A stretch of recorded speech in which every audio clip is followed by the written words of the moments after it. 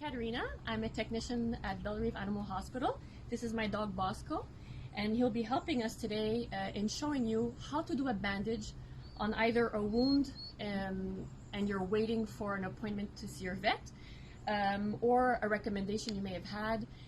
So we'll be showing you today how to clean a wound and how to bandage a wound.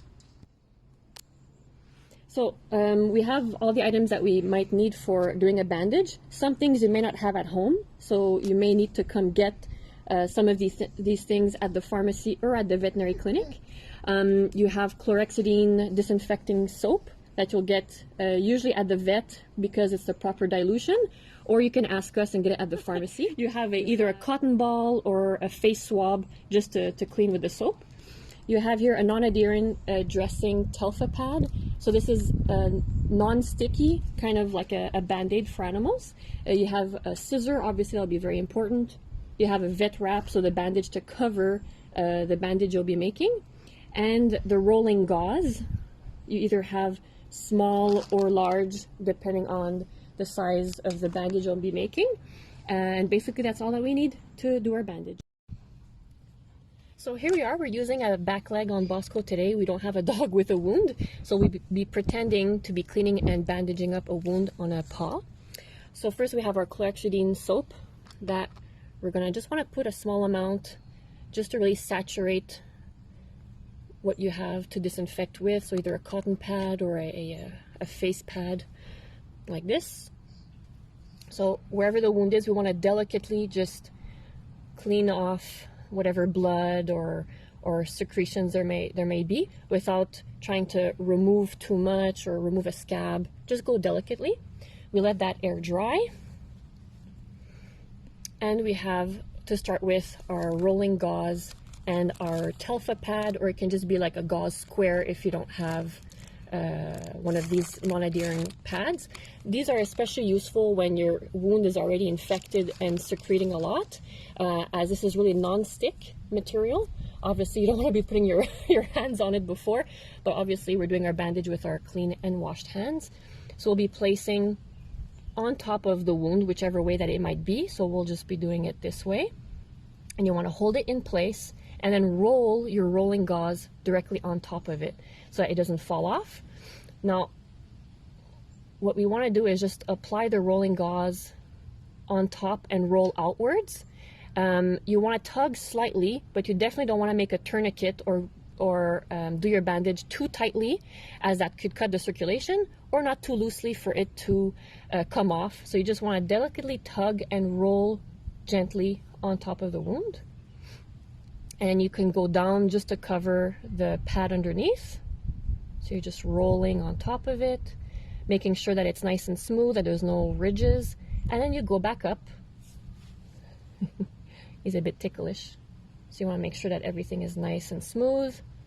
So you can go a little bit high and a little bit low so that everything holds in place. And then just go back on top where you went. And then we could finish.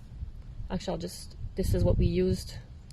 So we'll just complete what we have here. Everything is even, so you don't want to roll continuously on just one spot. Making sure everything is nice and smooth. And then we can apply the next layer, which is the vet wrap. You want to roll it out because it can be very tight and it sticks onto itself. So you can roll it out and then roll it back. And then starting from whichever side, so we can start from, ticklish dog.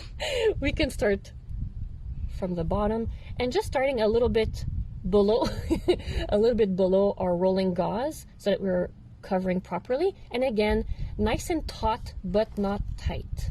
So we just want to cover it, pulling a little bit, and then rolling just on top, pulling a bit, rolling, pulling a bit and rolling, and just going a little bit on top, and then maybe coming back and leaving a little bit of a reminder as to where it is so we can fold it on top of itself and stick it nicely so we know where it ends. So we have like a little fold on top of it. So that would be our bandage.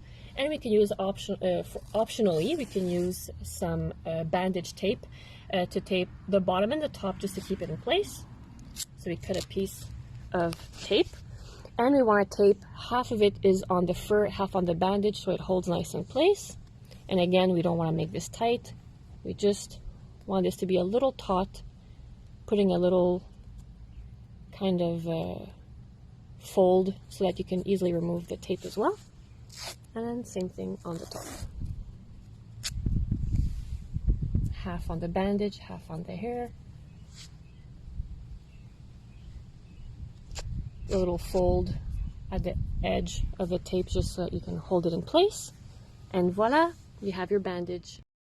So in conclusion, today we learned how to clean a wound and how to bandage a wound, either as you're waiting for an appointment to see your vet, or per recommendations of your vet, because you may have to bandage regularly your dog's wound. What's important to supervise is every time you may change the bandage, you want to look at the wound and make sure that there's no signs of infection, so either swelling, lots of redness, some pussy secretion, so yellow greenish discharge, even a foul smell could all be indications that there may be signs of an infection. If you need more information, don't hesitate to call us, and we also have a technical line just to answer your questions. So thank you, Bosco.